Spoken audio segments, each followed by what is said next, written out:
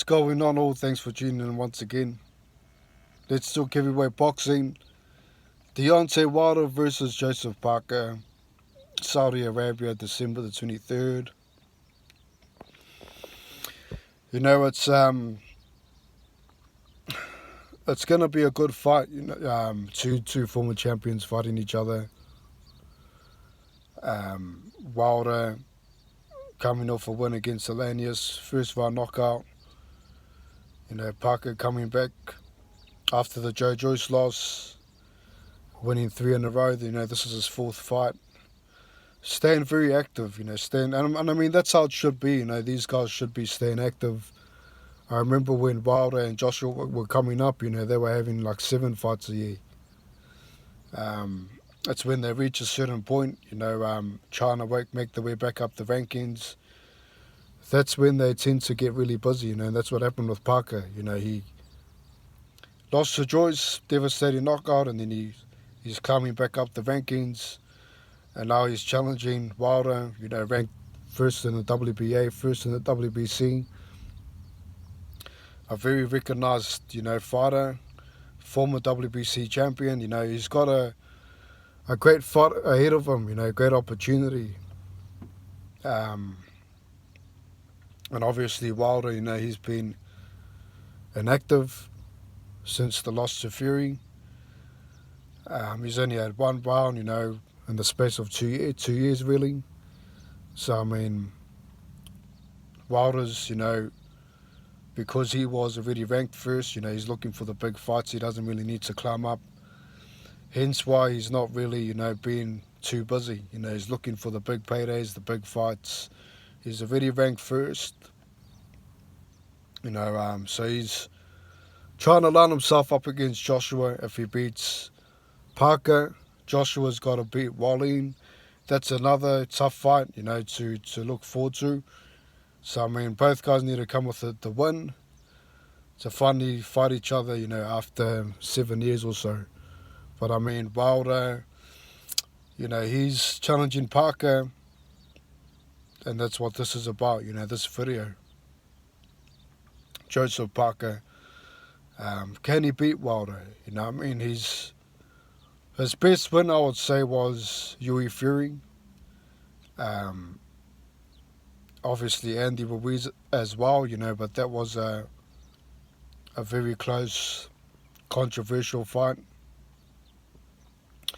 So I mean, both times, it's been very close. Wilder's best win was against Ortiz, especially the second one, the clean knockout, no questions asked.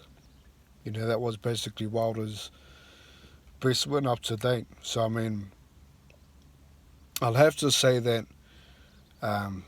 Deontay Wilder, he always fully commits to that right hand. Every win that he's gotten has been by knockout. Except for the first win against the Vern when he first won the title. After that fight, every win that he has was from knockout. A lot of the times, he's losing on the card against, Arthur Spolka until the knockout comes.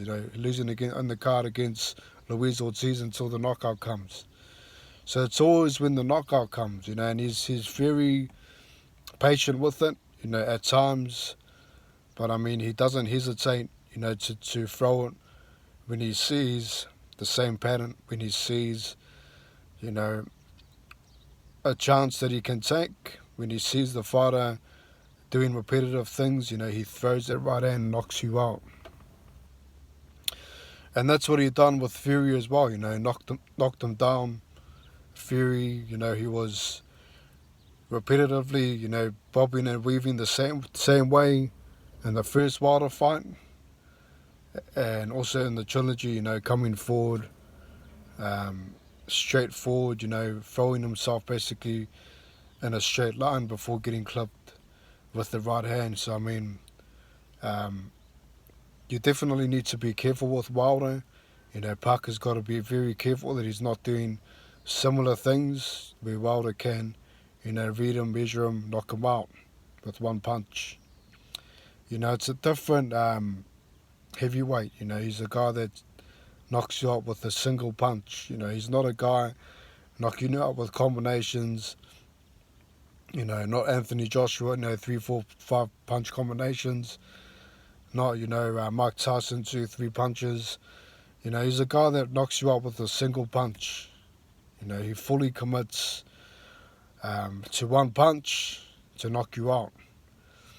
So that's where Parker's got to stop him. You know, he's got to stop him from fully committing to the punch. How does he do that? He needs to clinch him. He needs to not do the same thing.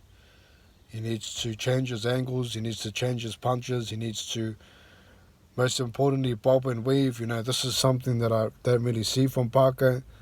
You know, Parker's a guy that tends to stand up straight. You know, Dillian White had the same problem against Fury. You know, standing upright instead of moving around, trying to close the gap, by head movement and then throwing punches,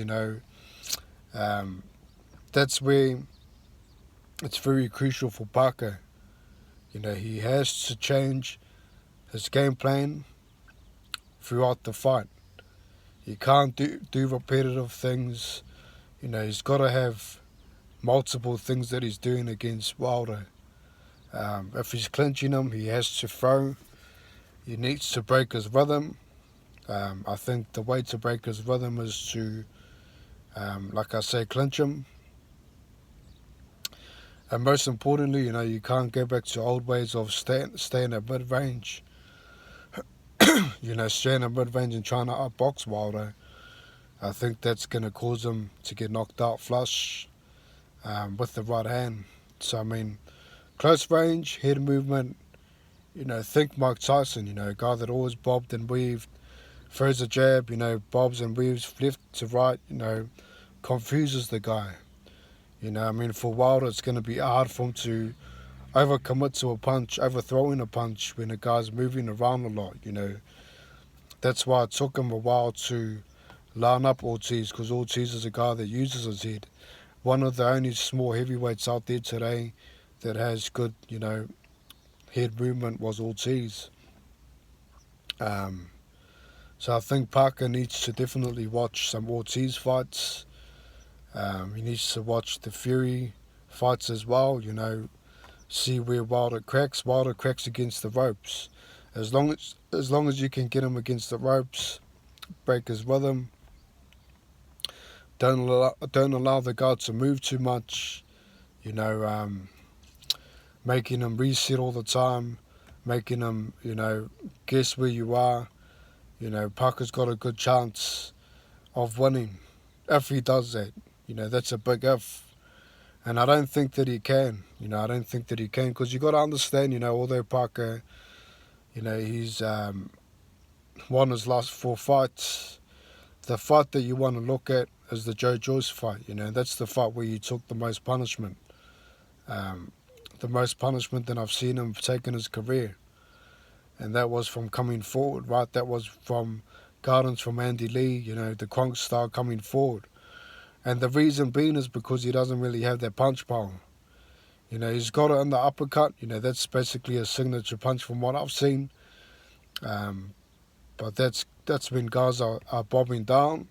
Wilder's a guy that leans back, so I don't see him being effective with that uppercut against Wilder's. So he's got to break him down. He's got to clinch him. He's got to throw. He's got to break his rhythm. That should be the game plan.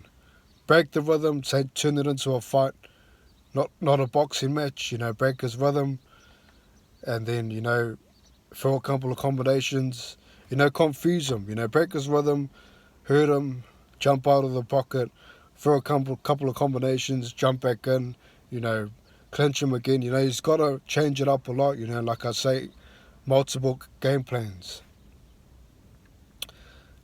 Also, hit him on the side of the head. We've seen him get chopped a couple of times from the headshot on the side of the head. I've seen him wobbled from Ortiz with that same punch. So, that's definitely the punch that Parker needs to throw. Maybe a overhand right may do it. But from an angle point, not just straight forward, maybe bob to the right and then throw overhand right, Chisora styles, use your weight, try to get a full power shot on it. But Parker, he's a guy that, like I say, he's always in a straight line. And that's where I see him getting knocked out. Go watch back the Joyce fight. He's throwing, sure he's being aggressive, but you don't see him bobbing his head, moving left to right. He's always in a straight line. And that's basically Wilder's money shot right there. It's just the punch straight down the middle, straight down the pipe. So I mean, I think that Wilder is going to see that early. He's going to see Parker coming forward, but mainly he's going to see that Parker's exactly where he wants him, and that's straight down the middle. Understand that Wilder's got the reach advantage as well, and he's most dangerous when he has space. He can shorten his right hand if need be, but when he has space, that's when he's the most dangerous, and that's when he has the most power. So I mean, I think that Wilder wins this one by knockout, devastating knockout. I just think that Parker, when it counts, when it's under the big stage, under the big lights, he tends to fold. He doesn't really, have that in him to win the fight. It takes a special fighter to win those crucial fights. When it only counts when you're under the light. And we saw that with Usyk, great game plan to beat Joshua. We saw that with Fury beating Wilder. They perform under the light. Fury hitting the deck 4 times, getting up and still winning by knockout. They have what it takes to win in crucial fights when it counts. Parker lost against Dillian White, lost against Joshua, lost against Joe Joyce. Those are fights that you can look back and say and see that, this guy, although, he's good at boxing, I just don't think that he has what it takes to knock out a guy like Deontay Wilder, a guy like Anthony Joshua that has devastating power. Joe Joyce as well. I think he has a good chance of beating Dillian White in a rematch, but that's as far as it gets, in my opinion. I don't think that he can beat a guy that's that tall just because of, like I say, the head movement's not there. Look at Mike Tyson, look at Joe Frazier. Those are guys that are always bobbing up, weaving. Parker coming forward against these guys, he tends to be in a straight line. So I mean, if he can't change that, if he's not bobbing and weaving, if he's not clinching and hitting within the first couple of rounds, Wilder gets him out of there round 4, round 5. That's my take. Leave yours. Look forward to the comments.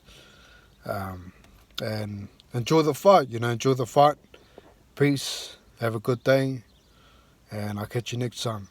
Take care.